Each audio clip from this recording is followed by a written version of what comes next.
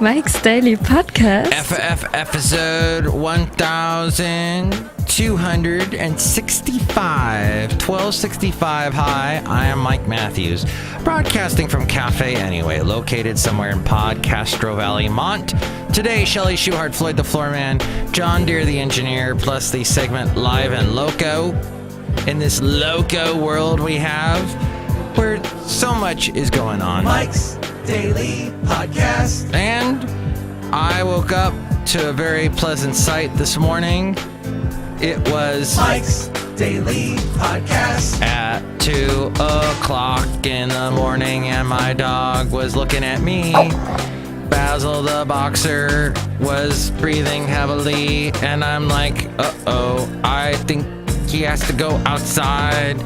And we ran into the living room. That's how you go to the door, the back door that lets you outside. Mike's Daily Podcast In my house.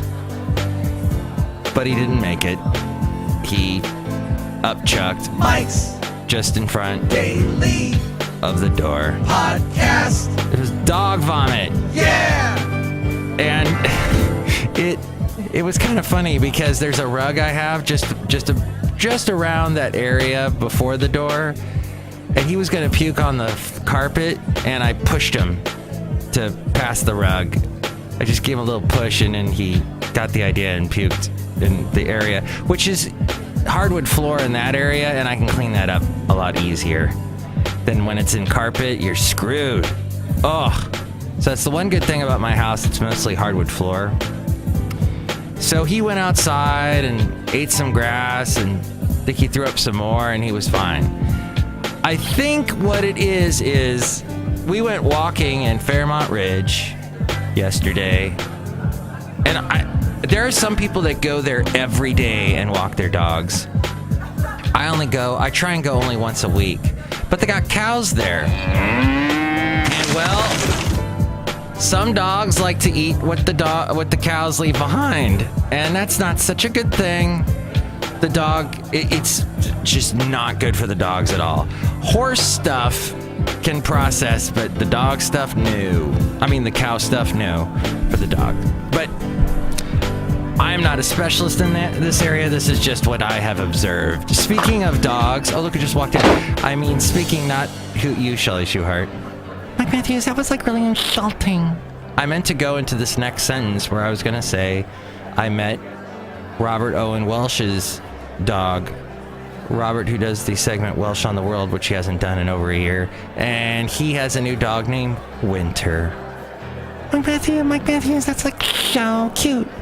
I mean, a little dog named Winter. Does it go woof woof? It doesn't even bark yet. It's so small, this tiny little thing. It was really cute. So I was going on and on last week about how I thought he shouldn't have a dog, but after talking with him and his wife Christy, I could see that Robert and Winter and Christy are going to be a happy family. Robert takes Winter with him wherever he goes, and he just looks like he's being a responsible dog owner, and I'm proud of him, and I take back what I said earlier. Who else just walked in? Oh, Mike, this is Floyd the Floorman. Hello, this is John Deere the engineer. Mike, we're both petrified of this whole Trump thing.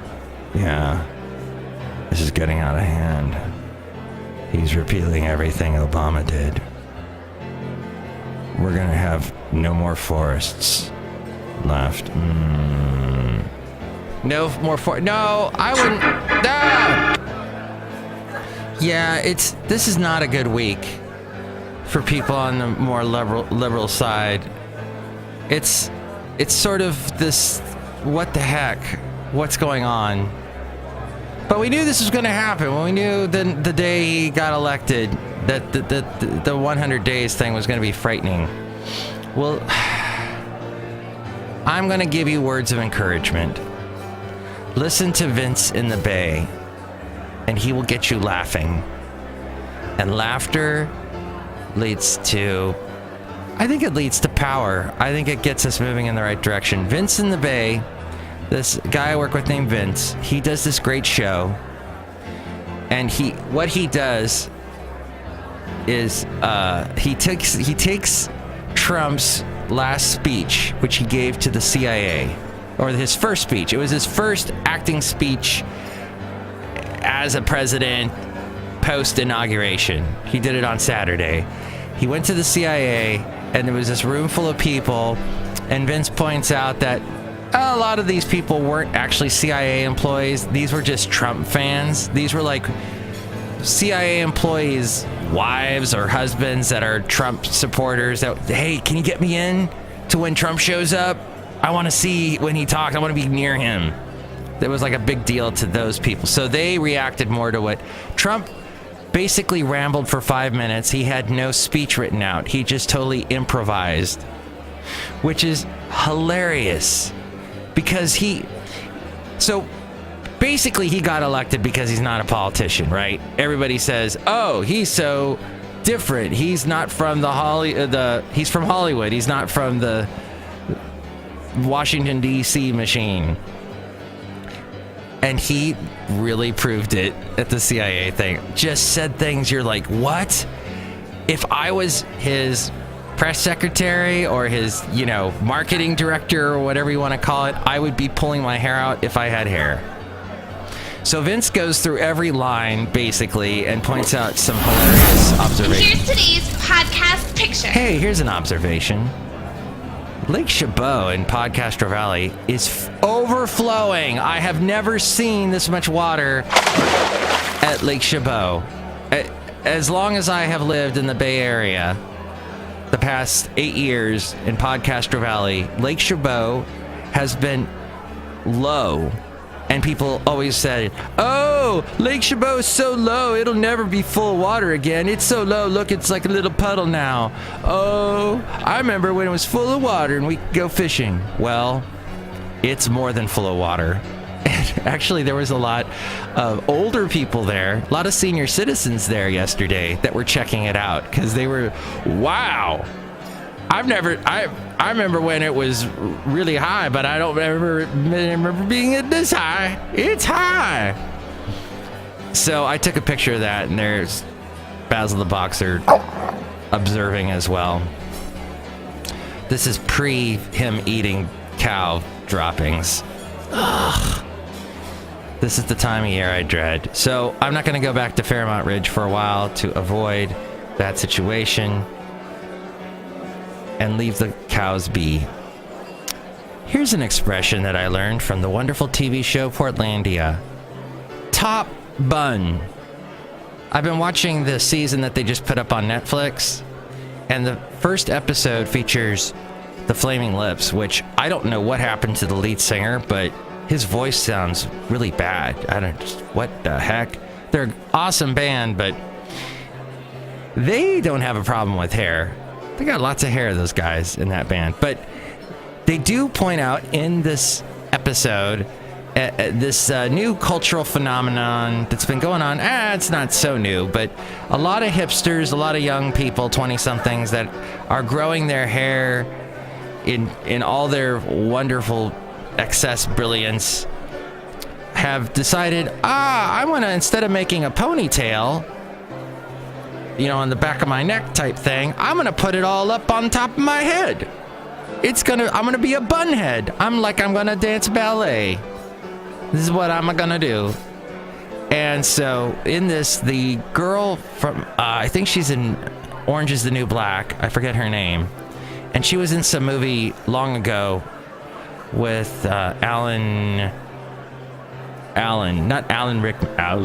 Rickman. Adam Arkin? Alan Arkin? I don't know. There's Adam Arkin and Alan Arkin, and they're both hilarious. So years ago, something about Beverly Hills, not Down and Out in Beverly Hills, but something like that. Anyway, she was a Café Anyway. She was in this movie years ago. Oh, what did I just do? Oh, I made George Carlin appear. There's a letter in your mailbox. Thank you. Anyway. So in this episode of Portlandia, this guy, they're in love with this guy that they see at this Flaming Lips concert who has a bun on his head. So they call him Top Bun, and they follow him around. And then actually the the bun gets decapitated off the top of his head because of a drone. And that's a whole funny thing. So watch that now. Some fun, bizarre, hipster humor on Portlandia. And one other thing, I got my Facebook Friendsiversary. Yes, because Facebook can just Portmanteau any frickin' thing they want. And I applaud them for that. They made the word Friendsiversary appear out of nowhere. And apparently I have a Friendsiversary with Mike Velthon, who I mentioned on the show a couple weeks ago. He was the class president in my high school. And he was I mentioned was the nicest guy ever. He was the most popular guy and the nicest guy ever. And he was so nice, in fact, that like 25 years after high school, he calls me up at the radio station and said, just to say hi, and came out to some station event I was at.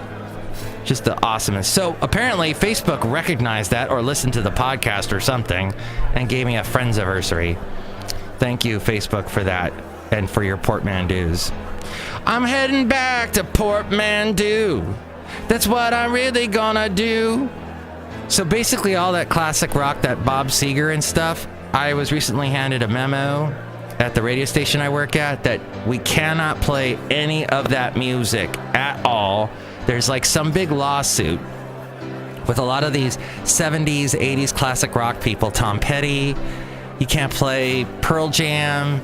You can't play even Bruno Mars, Boz Scaggs, all these bands and artists because of this lawsuit. So I don't play anybody anyway. That's how I got on the iHeartRadio app, because I stopped playing other people's music completely and I stopped doing interviews. Oh, and I was going to do an interview with this country artist, this independent country artist. Somebody sent me a thing. And I said, yeah, I'd love to have her on. She sounds great. And they go, oh, good. Can you put this other person on your show, too? Like some person I don't give a rat's butt about. She's this other person is supposed to be some vocal coach. Who cares? I don't want that on my show. I'll have Vince in the Bay on my show. Vince is amazing, and I work with him, and he's hilarious. I'll have that country singer don't try and upsell me. I hate upselling. I hate that salesperson tactic. Stop it now. I don't even care now. I wish I had a top bun, as in a Cinnabon. Mike, that sounds really good. You know, Floyd, you could have a top bun with all the hair you have. Yeah, I might try that sometime. Floyd the Floorman. Mike, he's not gonna do it. I will enforce the no top bunhead rule. Trump's making the world go to hell in the handbasket. Yeah, whatever. You know, anyway, Mike'sDailyPodcast.com is a wonderful place where you can go and find out more about the podcast picture, past interviews. There's a link to where you can find us now on iHeartRadio, and you can help out the show. There's a link to Amazon. Click on that, buy whatever it is you're going to buy on Amazon. That helps us out. Thank you. There's also a PayPal there, a donation thing, because, you know, podcasters got to do that. The independent people. Because this is why, you know, Trump is probably going to pull all the money out of PBS and NPR. And in some ways, I'm really happy about that. Although there is an NPR show that I listen to. Actually, it's a PRI, which is slightly different. That's Public Radio International, which their logo is voiced by Adam Arkin, who I mentioned previous. And I once walked past Adam Arkin in Studio City and totally didn't notice. I was with my then wife and her mom. And they go, oh my God, we just walked past Adam Arkin. I said, Adam Arkin? You mean Adam from Northern Exposure? The cook that wears the hat, like I wear a snow hat all the time. He had a snow hat on all the time. He was this amazing cook. And people would be like, wow, Adam, why are you yelling all the time? Why? Why am I yelling? Because I'm surrounded by idiots. Do you know the palate that you are dealing with? He would say stuff like that. That was really wonderful because he was a really frustrated, amazing genius cook, apparently. Hey, I got on a tangent there. Oh, also that day we ran into, it was in Studio City at their farmers market. You can run into a bunch of people, a bunch of celebrities. There was also Ed Begley Jr.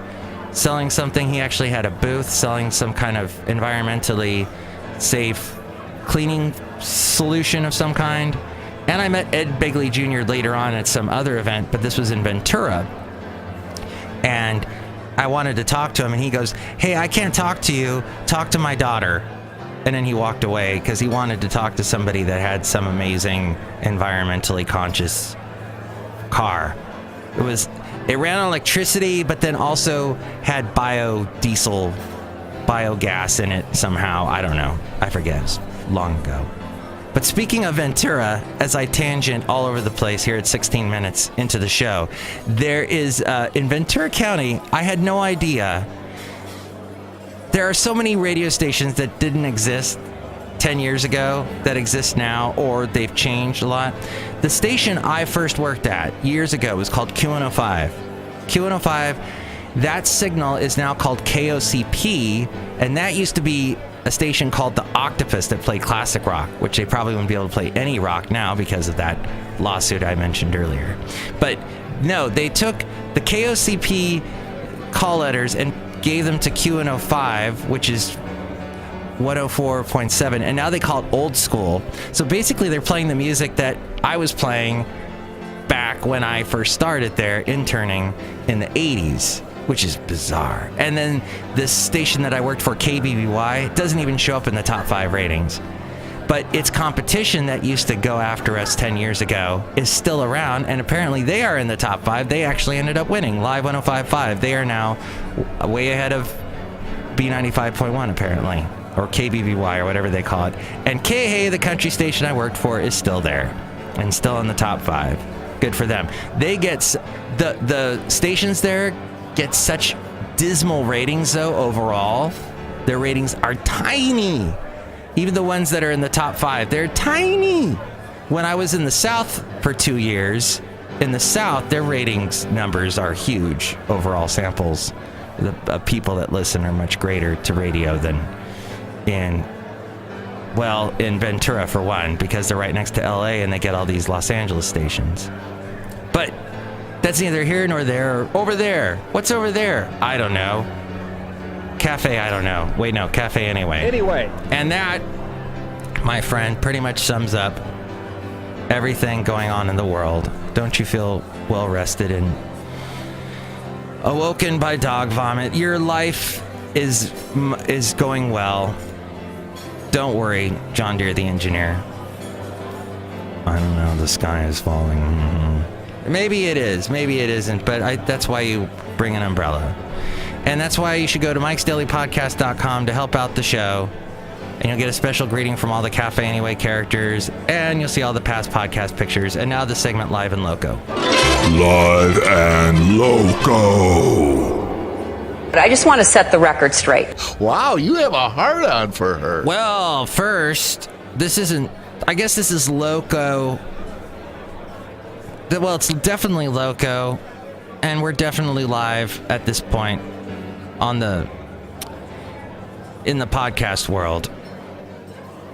And Trump wants to defend, well, he wants to defund. Let me start with that word. He wants to defund a bunch of things. Maybe one of the things will be NPR, to which I say, hey, we get our information from so many places now in the podcast world. Do we really need NPR anymore?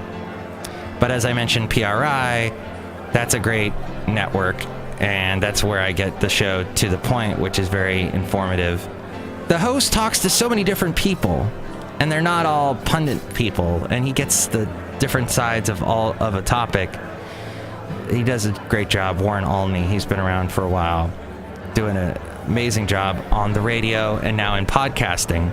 But China said yesterday it had irrefutable sovereignty over disputed islands in the South China Sea after the White House vowed to defend international territories in the strategic waterway. White House spokesperson Sean Spicer, who we talked about on the last show, in his comments on Monday signaled a sharp departure from years of cautious U.S. handling of China's assertive pursuit of territorial claims in Asia. He said the U.S. is going to make sure we protect our interests there. Chinese Foreign Minister spokeswoman Hua Chunying told a regular news briefing on Tuesday the United States is not a party to the South China Sea dispute. China claims most of South China Sea, while Taiwan, Malaysia, Vietnam, the Philippines, and Brunei claim parts of the sea that command strategic sea lanes and has rich fishing grounds along with oil and gas deposits. This according to Reuters. China's sovereignty over the Spratly Islands in the South China Sea was irrefutable, Hua said. But China was also dedicated to protecting freedom of navigation and wants talks with nations directly involved to find a peaceful solution. We urge the United States to respect the facts, speak and act cautiously to avoid harming the peace and stability of the South China Sea, she said. Now, Trump, in other things he is doing, said today he would seek a major investigation on voter fraud in the November election, despite an overwhelming consensus among state officials, election experts, and politicians that voter fraud is rare in the U.S. Now, voter fraud, of course, we're all wondering with the Russians what they did, but that is, they affected the election in all the leaks through WikiLeaks and Julian Assange. Trump said in Twitter, I'll be asking for a major investigation into, all caps, voter fraud, including those registered to vote in 2 states, those who are illegal. And what's the other one? Oh, I don't know. He's a frickin' conspiracy theorist nut job, and he's now our president. And finally, sales of existing homes fall as supply hits a 17-year low. Yes! U.S. home resales fell more than expected in December as the supply of houses on the market dropped to levels last seen in what year? 1999. Dun, dun. Reuters told us this story. And this could have limited choice for buyers. So buyers said, I don't want to do this anymore. I don't want to buy anything. While strengthening economy and tightening labor market, which is steadily driving up wages, are supporting the housing market, sales remain hamstrung by a dearth of inventory.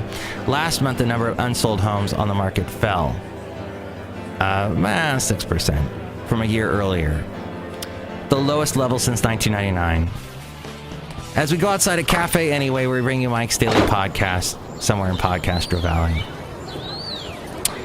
I hear from the guy I do the show for, who said to me once, I'm not going to listen to your podcast because I hear you do women's voices on it. I heard he said that millennials aren't going to buy houses, that they're fine with renting, especially since houses are so freaking expensive, which makes some sense. We'll see. I hope you learned a lot on today's show. It was a dearth of stuff.